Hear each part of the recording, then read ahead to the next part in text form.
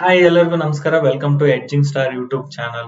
So ಇವತ್ತಿನ topic ಏನಂತಂದ್ರೆ ನಿಫ್ಟಿ ಇಲ್ಲಿವರೆಗೂ ಯಾಕೆ ಫಾಲ್ ಆಗ್ತಾ ಇದೆ, ಸೊ ಯಾಕೆ ನಿಫ್ಟಿ ನಮ್ಗೆ ಬೀಳ್ತಾ ಇದೆ ಅಂತ ಇವಾಗ ಎಲ್ಲರ ಮನಸ್ಸಲ್ಲೂ ಕಾಡ್ತಾ ಇರುತ್ತೆ, ಕ್ವಶನ್ ಮಾರ್ಕ್ ಆಗಿರುತ್ತೆ. It is the right time to invest ಏನು ಅಂತ ನೀವೆಲ್ಲ ಅನ್ಕೊಂತಾ ಇರ್ತೀರಾ. ಯಾಕೆ ನಾನು ಹಾಕಿರೋದು ರಿಟರ್ನ್ಸ್, ನಂಗೆ ಹಾಕಿರೋ ಸ್ಟಾಕ್ಸ್ ಯಾಕೆ ಚೆನ್ನಾಗಿ ಪರ್ಫಾರ್ಮ್ ಮಾಡ್ತಿಲ್ಲ, ಯಾಕೆ ಬೀಳ್ತಾ ಇದೆ, ಏನಾದ್ರು ನ್ಯೂಸ್ ಇದೆನಾ ಏನು ಅಂತ ಎಲ್ಲರೂ ಕ್ವಶನ್ ಕೇಳ್ತಾ ಇರ್ತಾರೆ. ಸೊ ಇದ್ರ ಬಗ್ಗೆ ನಾನು ಇಲ್ಲಿ ಮಾಹಿತಿ ಕೊಡಕ್ಕೆ ಇಷ್ಟಪಡ್ತೀನಿ. ಸೊ ಏನಾಗಿದೆ ಇಲ್ಲಿ ಅಂತಂದ್ರೆ, ನಮ್ಮ ಮೇಜರ್ ಇಂಡಿಯನ್ ಸ್ಟಾಕ್ ಮಾರ್ಕೆಟ್ ಅಲ್ಲಿ ಮೇಜರ್ ರೋಲ್ ಪ್ಲೇ ಮಾಡ್ತಿರೋದೇ FIIs ಅಂದ್ರೆ ಫಾರಿನ್ ಇನ್ಸ್ಟಿಟ್ಯೂಷನಲ್ ಇನ್ವೆಸ್ಟರ್ಸ್ ಅಂತ, ಮತ್ತೆ DII domestic institutional investors. So ಇವ್ರಿಬ್ರ ಮಧ್ಯೆ ಏನ್ ವ್ಯತ್ಯಾಸ ಅಂತಂದ್ರೆ, ಫಾರಿನ್ ಇಂದ ಇನ್ವೆಸ್ಟ್ಮೆಂಟ್ ನಮಗೆ ಬರ್ತಾ ಇರುತ್ತೆ, ಅಂದ್ರೆ ಬೇರೆ ಇನ್ವೆಸ್ಟ್ಮೆಂಟ್ಸ್ ಕಂಪ್ನಿ ಬೇರೆ ಕಂಟ್ರಿಯಲ್ಲಿ ಇರೋದು. ಅದೇ ರೀತಿ DIS ಅಂತಂದ್ರೆ ನಮ್ಮ ಕಂಟ್ರಿ ಮ್ಯೂಚುವಲ್ ಫಂಡ್ಸ್ ಹೌಸ್ ಅವರು ಇನ್ವೆಸ್ಟ್ಮೆಂಟ್ ಮಾಡ್ತಾ ಇರ್ತಾರೆ. ಸೊ ಇಲ್ಲಿ ನಮ್ಗೆ CDSL ಮತ್ತೆ NSDL ಇಂದ ಡೇಟಾ ಬಂದಿರೋದು ಯಾವ ರೀತಿ ಪ್ಯಾಟರ್ನ್ ಇದೆ ಅಂತ ನೀವು ಇಲ್ಲಿ ಸ್ಕ್ರೀನ್ ಮೇಲೆ ನೋಡಬಹುದು.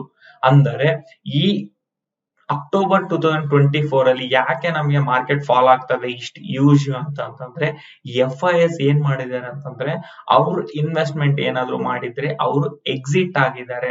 ಈ ಅಕ್ಟೋಬರ್ ಮಂತ್ ಅಲ್ಲಿ ಡೇಟಾ ಪ್ರಕಾರ ಏನ್ ತೋರಿಸ್ತಾ ಇದೆ ಅಂತಂದ್ರೆ, 81,865.05 crores amount of worth shares ನ ಅವರು ಸೆಲ್ ಮಾಡಿದ್ದಾರೆ. ಅಂದ್ರೆ ಈ ಹಿಸ್ಟ್ರಿಯಲ್ಲೇ ಅವರು ಇಷ್ಟೊಂದು ಸೆಲ್ ಮಾಡಿಲ್ಲ ಆನ್ ಪರ್ಟಿಕ್ಯುಲರ್ 1 ಮಂತ್ ಅಲ್ಲಿ.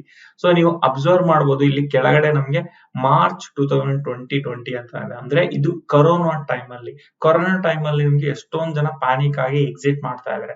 ಸೊ ಆ ಟೈಮ್ ಅಲ್ಲೇ FIS ಏನ್ ಮಾಡಿದಾರೆ ಅಂತಂದ್ರೆ, ಓನ್ಲಿ 61,972.75 crores ನ ಮಾತ್ರ ಸೆಲ್ ಮಾಡಿದ್ದಾರೆ, ಎಕ್ಸಿಟ್ ಮಾಡಿದ್ದಾರೆ ಪ್ಯಾನಿಕ್ ಇಂದ.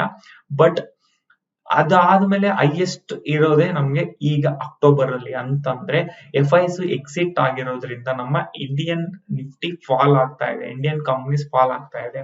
ಮೇಜರ್ ರೀಸನ್ ಏನು ಅಂತಂದ್ರೆ, ಚೀನಾದಲ್ಲಿ ಹೋಗಿ ಇನ್ವೆಸ್ಟ್ಮೆಂಟ್ ಮಾಡ್ತಾರೆ. ಬಿಕಾಸ್ ನಮ್ಮ ಸ್ಟಾಕ್ಸ್ ಇವಾಗ ಓವರ್ ವ್ಯಾಲ್ಯೂಡ್ ಆಗಿದಾವೆ, ಅಂತಂದ್ರೆ ತುಂಬಾ ಹೈ ಪ್ರೈಸ್ ಹೋಗಿದಾವೆ. ಅಂಡ್ ಚೀನಾ ಎಕನಾಮಿ ಕೂಡ ಅಲ್ಲಿ ಚೀಪರ್ ಪ್ರೈಸ್ ಸಿಗ್ತಾ ಇದೆ ಅಂತ ಅವ್ರು ಏನ್ ಮಾಡಿದ್ದಾರೆ, ಅಲ್ಲಿ ಹೋಗಿ ಅವರು ಇನ್ವೆಸ್ಟ್ಮೆಂಟ್ ಮಾಡಕ್ ಸ್ಟಾರ್ಟ್ ಮಾಡಿದ್ದಾರೆ. ಅಂದ್ರೆ ಇಲ್ಲಿಂದ ಎಕ್ಸಿಟ್ ತಗೊಂಡು ಅಲ್ಲಿ ಇನ್ವೆಸ್ಟ್ಮೆಂಟ್ ಮಾಡ್ತಾ ಇದ್ದಾರೆ ರಿಟರ್ನ್ಸ್ ತೆಗಿಯಕ್ಕೆ. ಯಾಕಂದ್ರೆ ಇಲ್ಲಿ ಆಗ್ಲೇ ರಿಟರ್ನ್ಸ್ ತೆಗೆದಿದ್ದಾರೆ. ಇವಾಗ ಅದಕ್ಕೋಸ್ಕರ ಆ FIS ಇಂದ ಫಾಲ್ ಆಗ್ತಾ ಇದೆ. ಇನ್ನೇನಾದ್ರೂ ರಿಟೇಲರ್ಸ್ ಏನಾದ್ರು ಇನ್ವೆಸ್ಟ್ಮೆಂಟ್ ಮಾಡಕ್ಕೆ ಸ್ಟಾಪ್ ಮಾಡಿದ್ರೆ ಇನ್ನೂ ತುಂಬಾ ಕರೆಕ್ಷನ್ ಆಗ್ತಾ ಇತ್ತು. ಬಟ್ ಥ್ಯಾಂಕ್ಫುಲಿ ರಿಟೇಲರ್ಸ್ ಅಂತಂದ್ರೆ ನಿಮ್ಮ ಅಂತರ ಜನ ಏನ್ ಮಾಡ್ತಾ ಇದ್ದಾರೆ ಅಂತಂದ್ರೆ, ಮ್ಯೂಚುವಲ್ ಫಂಡ್ಸ್ ಅಲ್ಲಿ ಇನ್ವೆಸ್ಟ್ಮೆಂಟ್ ಮಾಡ್ತಾ ಇದ್ದಾರೆ. ಅಂಡ್ ಆಲ್ಸೋ ಸ್ಟಾಕ್ಸ್ ಅಲ್ಲಿ ಕೂಡ ಅದ್ರ ಬಗ್ಗೆ ನಾಲೆಜ್ ತಿಳ್ಕೊಂಡು ಇನ್ವೆಸ್ಟ್ಮೆಂಟ್ ಮಾಡಕ್ಕೆ ಶುರು ಮಾಡಿದ್ದಾರೆ.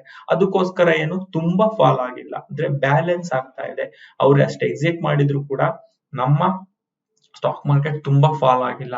ರೀಸೆಂಟ್ ಆಗಿ ಒಂದು 10% ಕರೆಕ್ಷನ್ ಕೊಟ್ಟಿದೆ ಮಾತ್ರ, ಇದು ಕ್ರಾಶ್ ಅಲ್ಲ. So 10% correction is A healthy correction.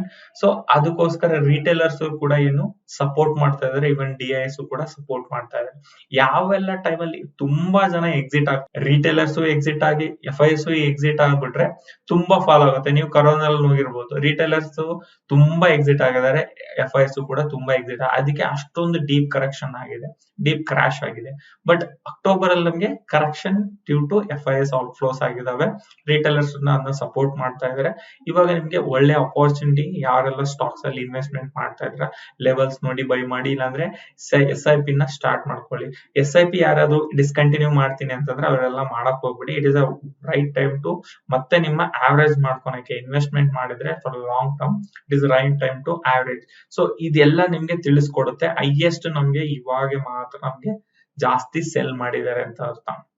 So ನೀವು ಈ ಡೇಟಾ ಇಟ್ಕೊಂಡು ನೀವು ಅಬ್ಸರ್ವ್ ಮಾಡಿ ಸ್ಕ್ರೀನ್ ಅಲ್ಲಿ, ನಿಮ್ಗೆ ಇದ್ರ ಬಗ್ಗೆ ನಿಮ್ಗೆ ಕರೆಕ್ಟ್ ಆಗಿ ಮಾಹಿತಿ ಸಿಗ್ತಾ ಹೋಗುತ್ತೆ.